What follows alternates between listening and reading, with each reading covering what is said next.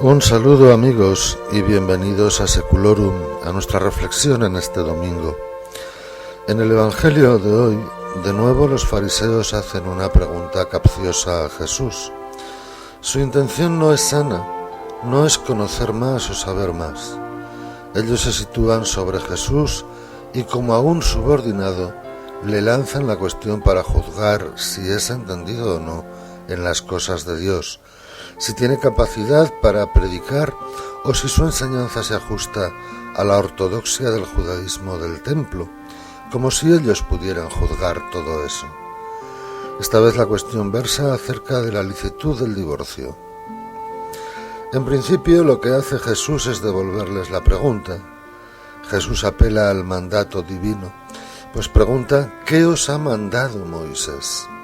El término usado en el verbo no se refiere a la autoría de Moisés, sino a él como portador del mandamiento de Dios. Sin embargo, los fariseos invierten la pregunta. No hablan de un mandato, sino de un permiso atribuido directamente no a Dios, sino a Moisés. Moisés permitió divorciarse, dándole a la mujer un acta de repudio. Queda claro, por tanto, que ese permiso procede de Moisés y no del mandato de Dios. Jesús lo recalca a continuación. Por vuestra terquedad dejó Moisés escrito este precepto.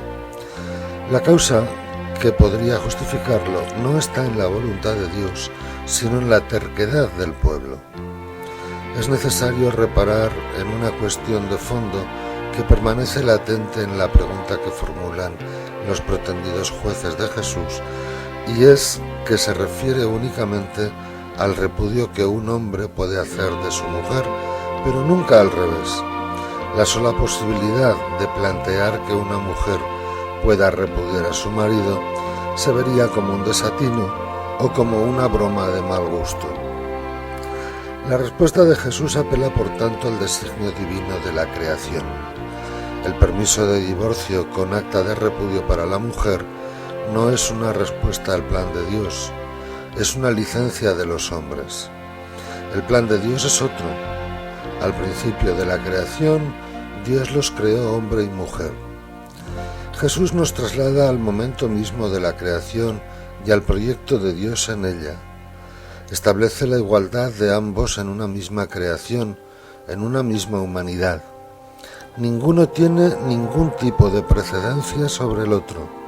Los creó hombre y mujer. A continuación, Jesús cita en una sola oración varios textos del Génesis, pero evita citar el que nos trae la primera lectura de hoy, ese en el que la mujer es creada en un segundo momento de una parte de la carne del hombre. Y es que Jesús quiere enseñar que ambos son iguales y que ambos conforman una misma humanidad. El plan divino para con ellos es que sean uno. El abandono del hogar de los padres es para formar su propio hogar, la familia en la que nacieron, para conformar ellos mismos su propia familia.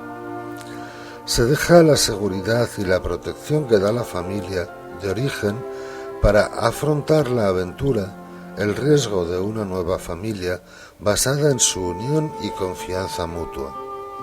Esa unidad de vida se expresa en la unión sexual, donde son una sola carne. Dios lo ha dispuesto así y lo quiere así. La unión es por tanto para siempre.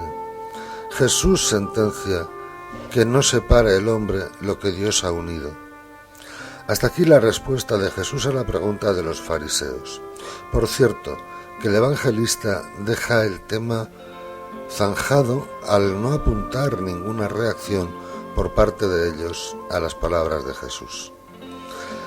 La conversación acerca del tema con Jesús continúa en casa. La expresión se refiere a que se da en el ámbito de la comunidad de los discípulos o de los 12. Son ellos quienes se interesan y preguntan a Jesús. Jesús no vuelve a repetir lo que ya ha enseñado antes, pero añade una explicación más que tiene que ver con la igualdad de los dos sexos. Ya no habla solo de la posibilidad de que un hombre se divorcie de su mujer, sino también a la inversa, que sea la mujer quien se divorcie del marido. Al volverse a casar, en ambos casos, se rompe el plan creador de Dios.